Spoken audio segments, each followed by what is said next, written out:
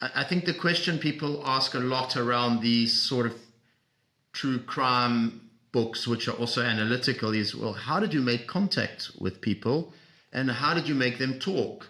And you give some hints in the book, but give us, talk us through that. I mean, how do you make contact with powerful women, organized crime figures? Do you appeal to the gender argument as you would for a business executive, or, what's your line in, I suppose? The criteria that I used to choose the women who I focused on was a lot based on access. So I decided to focus mostly on women whose cases were going through the US justice system. Because in the Latin American justice system, it's very hard to get hold of court transcripts, indictments, and like any documentation that helps build scenes and really kind of understand the case. And also I wanted to focus on women who were no longer key in the criminal landscape. I live in Mexico City, I work in Latin America. I had no interest really in poking the bear next to me. I am very kind of practical about risk and try to sort of not be too, the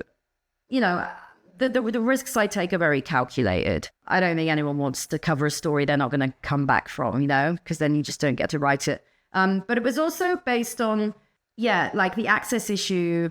So some of the women I did have access to, and, Marixa Lemus, who was a sort of part of the narco-political nexus on the border with Guatemala and El Salvador.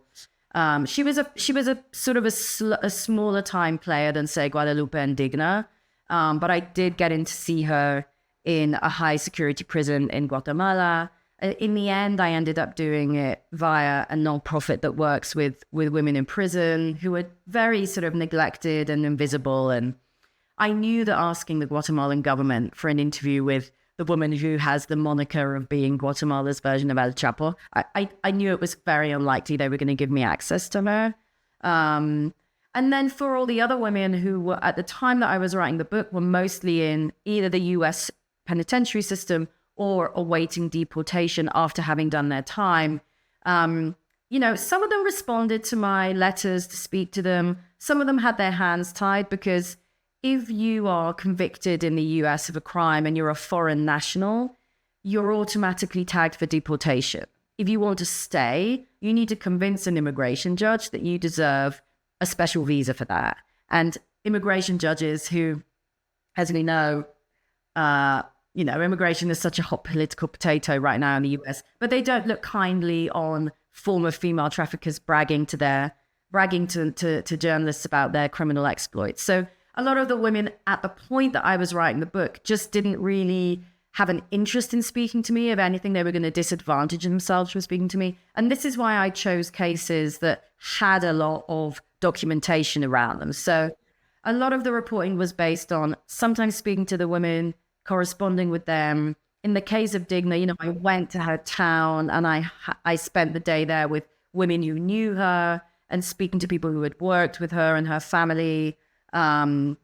Prosecutors, immigration lawyers, people who were kind of in the periphery of the world of these women as well.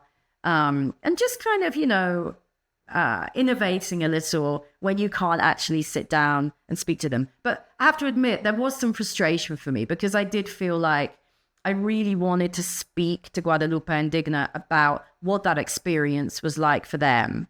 I don't know whether I would have sort of intellectualized the concept of gender as much with them, in the sense that they're not coming from a world where it would necessarily have been political or gendered for them. I think a lot of them sort of came up in a world where it was like, yes, they could have said no and not chosen to get involved, but I don't think it was a feminist act